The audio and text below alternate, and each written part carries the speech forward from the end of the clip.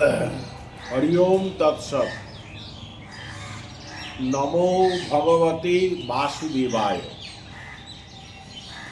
তত্ত্বজিজ্ঞাসু, অনুসন্ধিৎসু এবং যারা জ্ঞান বিজ্ঞানের চর্চা করে থাকেন সেই ধর্মপিপাসু ব্যক্তিগণের উদ্দেশ্যে আমার এই নিবেদন।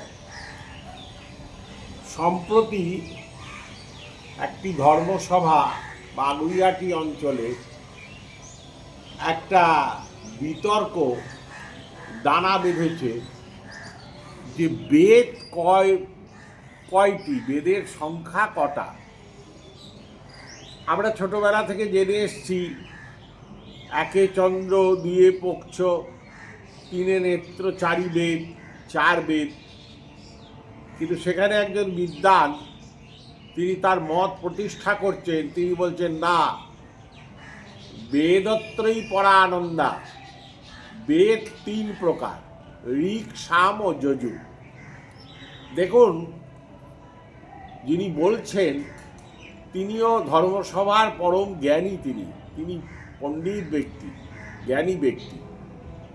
আমরা এই যে আলোচনা আজকে শুরু করছি না, এই আলোচনাটা 3 দিন ধরে চলবে, জানবেন। অনেক শাখা প্রশাখায় আমাদের আলোচনা প্রলম্বিত হবে। কালী পূজা নিয়ে আগের আলোচনাও বজায় থাকবে। অশৌচ সূচি অবস্থার কথাও বলা শুরু হয়েছে, সেই প্রকারটাও যথাবৎ বজায় থাকবে। আজ থেকে আবার এই ইতিহাস, পুরাণ, বেদ সম্বন্ধে আলোচনা শুরু হলো। তিনি যথেষ্ট জ্ঞানী ব্যক্তি। তিনি বলছেন বেদ 3টি। ভগবান অনুমোদন করেছেন বেদকে 3টি বলে। কোথায় বলেছেন? তিনি একটা সুন্দর শ্লোকের অবতারণ করেছেন। দেখুন, শাস্ত্র স্ববিরোধিতায় পূর্ণ। আমাদের পুরাণ ইতিহাস নিজেদের ভেতরই বিরোধিতা আছে, কথা আমি আগেও বলেছি, আবারও বলছি। শুনুন তিনি কোন শ্লোকটা বলছেন। শ্রীমদ্ ভগবদ্ গীতা 9ম অধ্যায়ের 17 নম্বর শ্লোক। পিতামহস্য জগতৌ মাতা ধাতা পিতামহ বেদং পবিত্রমঙ্কার ঋক সাম যজুরেব চ। আবার শুনুন, পিতামহস্য জগতৌ মাতা ধাতা পিতামহ বেদং পবিত্রমঙ্কার ঋক সাম যজুরেব চ। আমি এই জগতের পিতা। ভগবান বলছেন আমি এই জগতের পিতা, আমি মাতা, আমি পিতামহ, আমি সর্বপ্রাণীর ফলদাতা, কর্মফল দান করি, আমি সবার ঠাকুরদাদা, আমি একমাত্র জ্ঞেয়, পরিশুদ্ধকর, আমি ওঙ্কার, এবং আমি ঋগ্বেদ, সামবেদ ও যজুর্বেদ স্বরূপ। অথর্ববেদের নাম নেই। তিনি প্রতিষ্ঠা করেছেন যে অথর্ব মুনি বলে একজন মুনি পরবর্তীকালে এসেছিলেন। তিনি একটা রচনা করে তার শিষ্যগণের ভেতর বেদ বলে প্রচার করেছেন অথর্ববেদ। অথর্ববেদে কর্মকাণ্ডাত্মক মন্ত্রসমূহ বিশেষ কিছু নাই। অথর্ববেদে গার্হস্থ্য জীবনযাপন, স্তম্ভন, মারণ, উচ্চাটন, বশীকরণ ইত্যাদি ঐন্দ্রজালিক বিদ্যা এবং কিছু কিছু ভগবানের স্তব স্তুতিমূলক ব্যবস্থা আছে, সংহিতা আছে, অথর্ববেদ সংহিতা। তথাপি ভগবান শ্রীকৃষ্ণ তিনি এটাকে অনুমোদন করেননি, অথর্বকে বেদ। সেই সভাতে আপনাদের আশীর্বাদে এই শরীরও উপস্থিত ছিল। এই জগৎগুরু শ্রী কৃপালুজি মহারাজের কৃপা সাপেক্ষ শরীর। এই শরীর ঠাকুর শ্রী সীতারাম দাস বাবার চরণাশ্রিত শরীর। ভাগবতাচার্য অধ্যাপক ডক্টর শ্রী রাসগৌর ঘোষালের চরণাশ্রিত শরীর। এই শরীর সেখানেতে তার একমাত্র মূলধন হচ্ছে শ্রীমদ্ ভাগবত। ওই গীতাও লিখেছেন বেদব্যাসজি, আবার ভাগবতও লিখেছেন বেদব্যাসজি। সেখানে ভাগবত থেকে উক্তি দিয়ে প্রতিষ্ঠা করার চেষ্টা করল এই যে শরীর আপনাদের অত্যন্ত অপ্রিয়, বিরক্তিকর শরীর।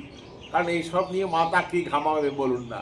গীতা পাঠ করি, শ্রাদ্ধ বাড়ি গিয়ে পয়সা নিয়ে চলে আসি, ভাগবত পাঠ করছি সাইড ব্যাগ নিয়ে পয়সা নিয়ে চলে আসি।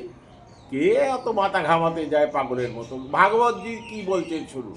ও বেদব্যাসজির লেখা শ্রীমদ্ ভাগবতের প্রথম স্কন্ধের 4th অধ্যায়ে 18 নম্বর শ্লোক থেকে শুরু। দুর্ভগাংশ্চ জনানবীক্ষ মুনির দিব্যেন চক্ষুষা সর্ববর্ণাশ্রয়াণং যদ্ধৌত হিত মমোঘদ্রি চাতুর্হোত্রং কর্মশুদ্ধং প্রজানং বীক্ষ বৈদিকম বেদোদ্ধাত যজ্ঞ সন্ততৈ বেদমেকম চতুর্বিধম ঋগ যজু সাম অর্থ। এ দেখো, ঋগ যজু সামার্থ ব্যাখ্যা বেদাশ্চত্বার উদ্ধৃতা ইতিহাস পুরাণম চ পঞ্চম বেদ উচ্যতে। 18, 19, 20 নম্বর শ্লোকে বেদব্যাসজি নারদজিকে বলছেন যে আমি এত সব কাজ করেছি।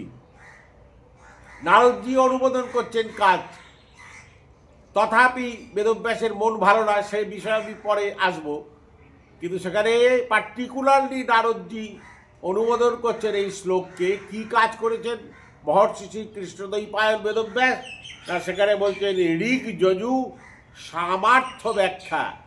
ঋগ্বেদ, যজুর্বেদ, সামবেদ এবং অথর্ববেদ, এই 4 বেদ বেদাশ্চত্বার উদ্ধৃতা ইতিহাস পুরাণঞ্চ পঞ্চম বেদ উচ্যতে। এই 4 বেদকে আমি বিস্তৃতভাবে ব্যাখ্যা করেছি, তাই আমার নাম বেদব্যাস। এবার আপনি কোথায় যাবেন? বেদ কটা? বেদ 3টে না বেদ 4টা? হ্যাঁ, গীতার মাহাত্ম্যে আছে বেদত্রয়ী পরানন্দা শ্লোক আছে, জ্ঞানার্থ সারমঞ্জরি। অতএব আমাদের এই শাস্ত্র পুরাণ ভয়ঙ্করভাবে কন্ট্রাডিকশানে পরিপূর্ণ। আপনারাও কমেন্টে মতামত লিখে পাঠান, আপনারা কি জানেন। আমরাও এই আলোচনা প্রতিদিন চালিয়ে যাব। আজকে এতদূর বলে রাখলাম। আজ আমার পিতৃতিথি, সম্বৎসরিক একদিষ্ট শ্রাদ্ধ করে উঠে করার উপক্রম হচ্ছে। এই সময় আমি আপনাদের কাছে নিবেদন করলাম। ওং নমো ভগবতে বাসুদেবায়।